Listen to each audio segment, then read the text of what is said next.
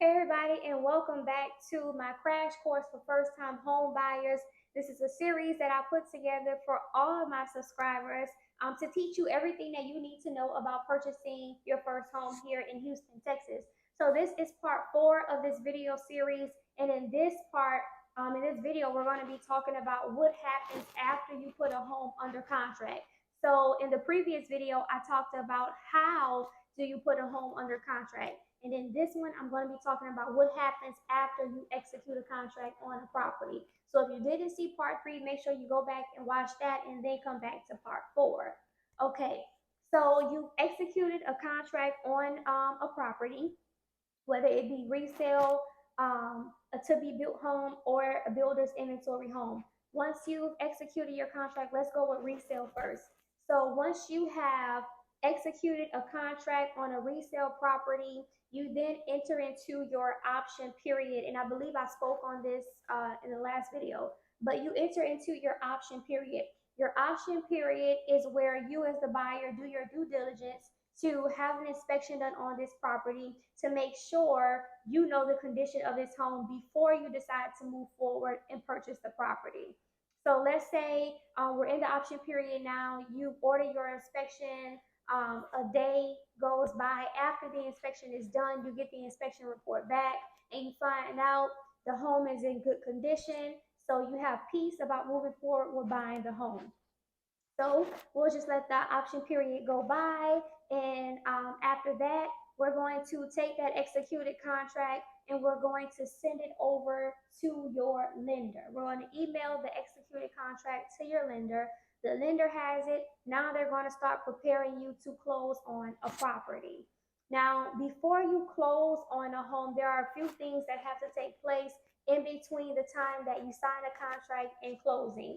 So one of the things that has to take place is you have to shop around for homeowners insurance. You also have to finalize which loan product you're going to be using on the home, whether it be FHA, VA, conventional, whatever the case may be. So once you do all of that, you're also going to do a few walkthroughs on the property. Maybe during the negotiation stages, you negotiated that the owner of the home would make a few repairs or maybe updates before you close on it. We have to go back and walk through that property to make sure those things are done before closing. So we're going to send the executed contract to the lender. Once you sign the contract, the lender is then going to start preparing you to close on the property. You're going to shop around for homeowners insurance. You're going to finalize your loan product. You're going to do a few walkthroughs on the property, and then you'll be ready to close on the home. Now, let's talk about new construction. The process is pretty much the same if you're buying a builder's inventory home. So, once you sign the contract, if it's a move-in ready inventory home, once you sign the contract, you're still going. I suggest that you get an inspection done on the property. If anything comes back on the inspection report, I'm going to send that over to the construction manager, and I'm going to make sure that they address all of those things before you close on the property. You're also going to shop around for your homeowner's insurance, speak with your lender, finalize your loan product, and we're also going to do a final walkthrough on the property. So it's pretty much the same as with resale.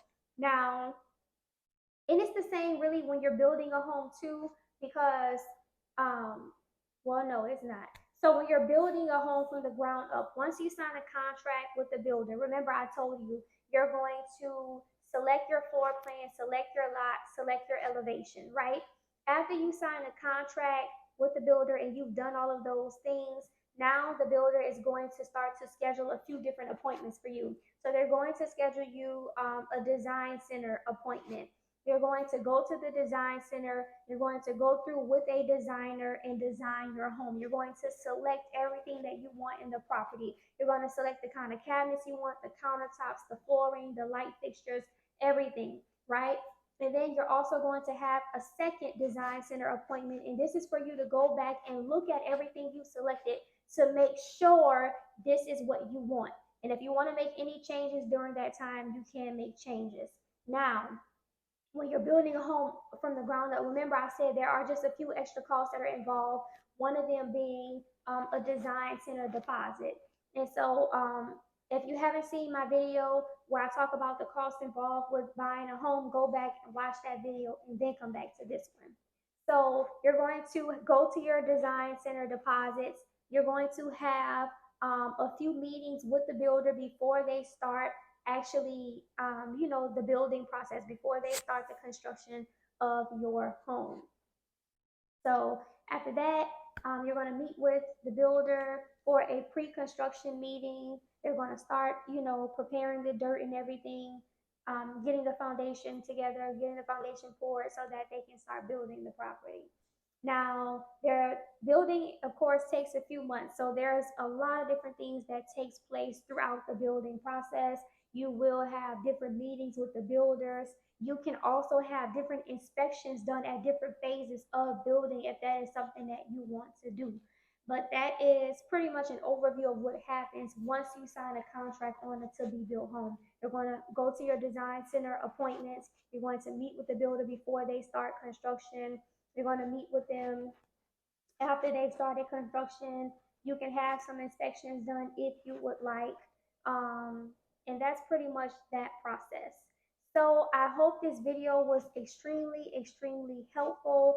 Go ahead and subscribe so that you could continue to learn everything that you need to know about purchasing your first home here in Houston, Texas. Go to the comment section, leave me a comment, or ask me any question that you might have about what happens after you put a home under contract. So I look forward to seeing you guys in the next video. Bye.